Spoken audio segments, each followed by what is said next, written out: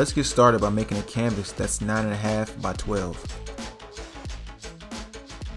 Once we have our canvas situated, let's drop in our photo reference. If you don't know how to import a photo, let me show you how. First, select the action button, which looks like a wrench in the left-hand corner, press add, and then simply import a photo. For this particular tutorial, let's focus on using our own images, just to avoid any copyright issues. Now that we got that out the way, let's begin our sketch. So what we want to do is make a new layer. Then we want to drop the opacity down for our photo layer to roughly 25 to 40% to make it easier to sketch. There are a wide variety of sketch pencil brushes you can choose from, but for this demonstration, let's select the peppermint sketch brush. Alright, so far we set up our canvas, we imported our photo, and we selected our sketch brush. Let's get down to business and begin sketching. So when you're developing your sketch, you want to focus on sketching the contour of the image. Keep the sketch loose and find elements you want to highlight later on in the process.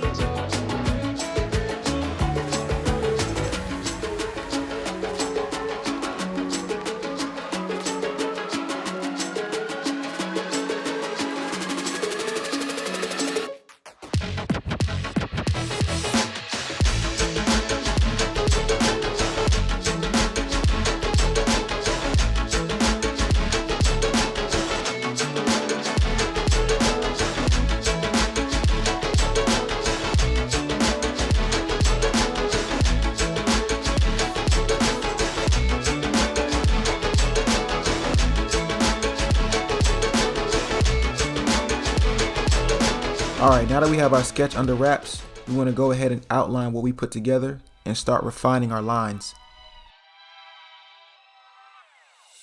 So let's repeat the process of step 1 by dropping the opacity between 25 and 40%, following with a new layer on top. For my outlines, I use a particular brush called the Sushi Liner brush. I'll drop the link in the comment section so you can have it for yourself. Alright, once you've downloaded your brush and you've selected it, go ahead and trace your sketch.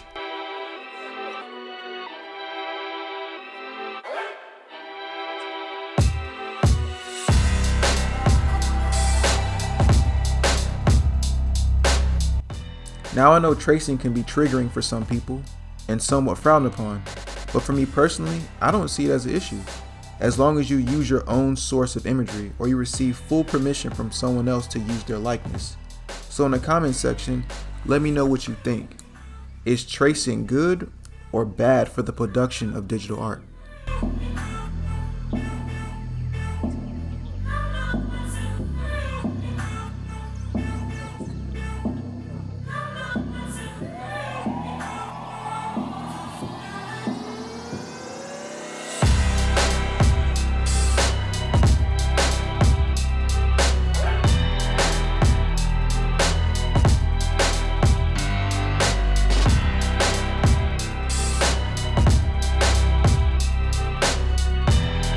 Alright, cool, we're almost done with the outlines, and I'm not gonna lie, these lines are looking pretty clean.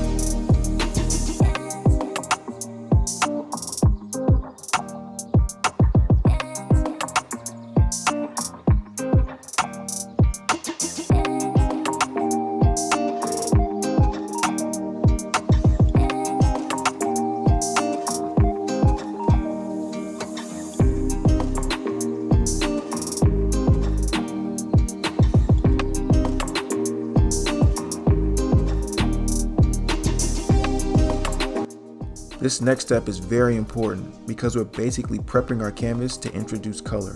So please pay close attention to this because you don't want to miss it. First, we want to turn our outline layer into a reference layer. By making it a reference layer, this creates a container for our colors. Alright, cool. So now that we set our reference layer and prepped our canvas, let's experiment with some colors. We can do this two different ways. We can manually fill in the color, or we can simply drag the color to our image. Alright, so quick note. If you decide to drag the colors into your image, make sure you create a new layer, place it underneath your reference layer to avoid any errors or mistakes. Also, when dragging your color, make sure that your lines are closed within the containers or your colors will bleed into the areas that you don't want them to. For example, this area right here has an open gap. I'm going to help you fix that. So go to your outline layer and just close the open area, and I guarantee you everything will be fine afterward. Now that we've closed off all gaps, let's continue to experiment with the colors and really make our portrait stand out.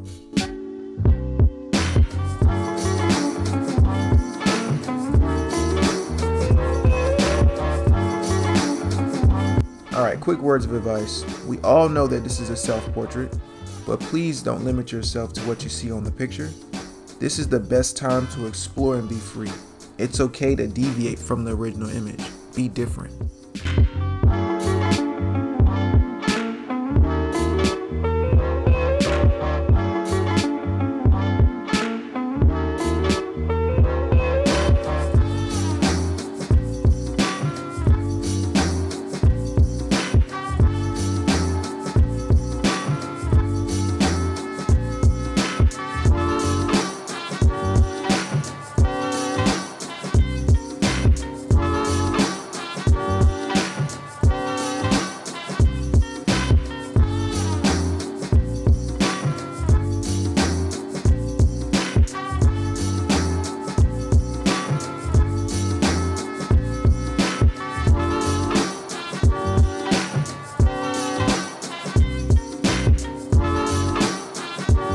Alright y'all, we're getting close to the end and now we're adding in some subtle details.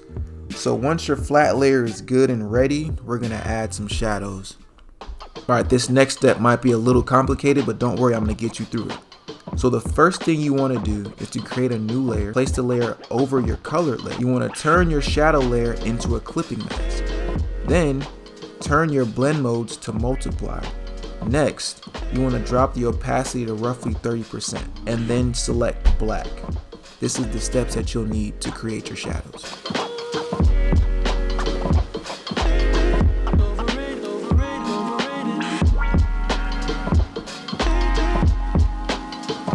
One thing I want to mention is that there's concepts and rules to lighting and shadows. For this example, I didn't get into extreme detail the proper methods of how to display shadows and lighting in an image, but I wanted to present the possibilities in Procreate so whenever you do understand those concepts, you can properly apply them to your art.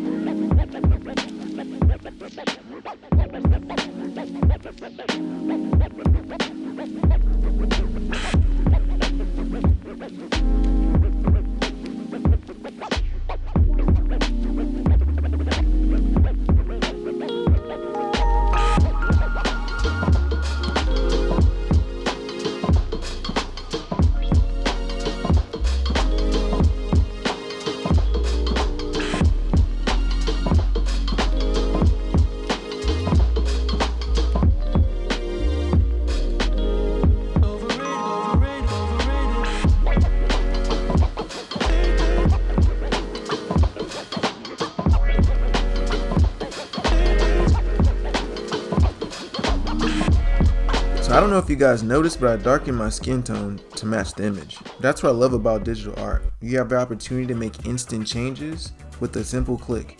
It's definitely a luxury to have.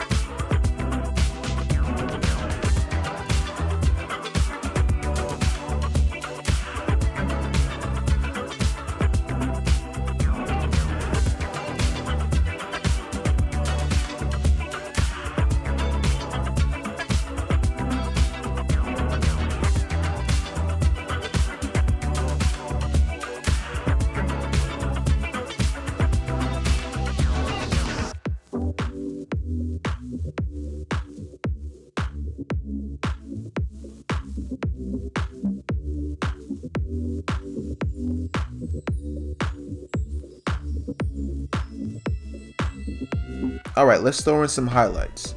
It follows the same concept as adding shadows, but instead of selecting multiply as a blend mode, we want to select overlay. Remember, new layer, clipping mask, place the layer over your color layer, decrease the opacity, and this time we're going to use white instead of black for our highlights. Quick reminder, remember to experiment with different colors and blend modes to get the best results that best represent your personal portrait. I believe representation matters, and I want you all to create artwork that best fits your personal preference.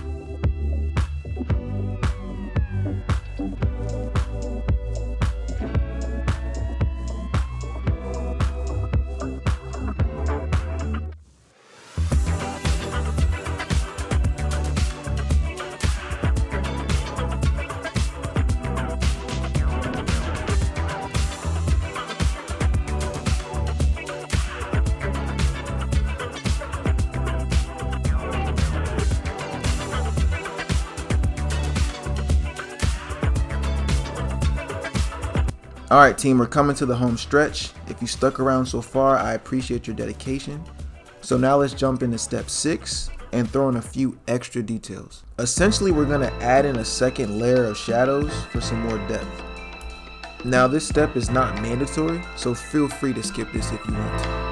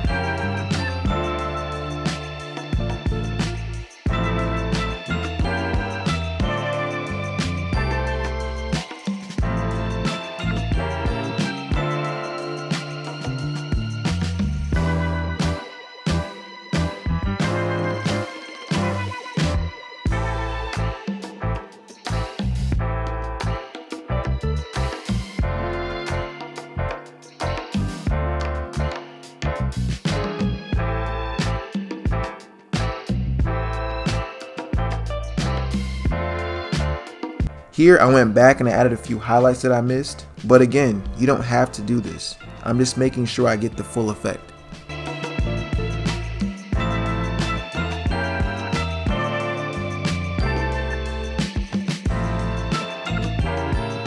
Alright, so we're at our final step. I consider this like a bonus step because you don't have to do this, but I think adding this effect will be really dope. So first, we're going to go back to our original outline layer and thicken the line to create some separation from our effect.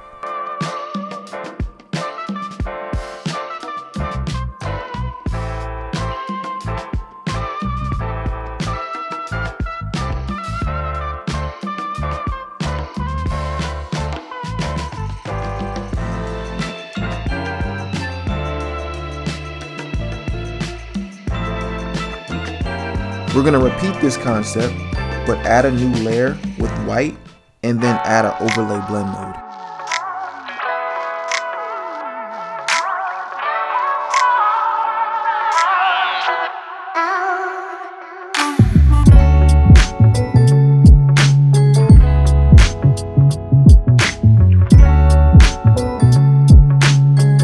Alright, so now this step is really important, so lock in with me. We want to create a new layer, place it at the bottom of your layer stack, completely at the bottom. Then we want to select our Nimbus brush from our luminous pack, then pick a color, I use dark red, and apply that to your background. This should give your background this cool smoky glow effect.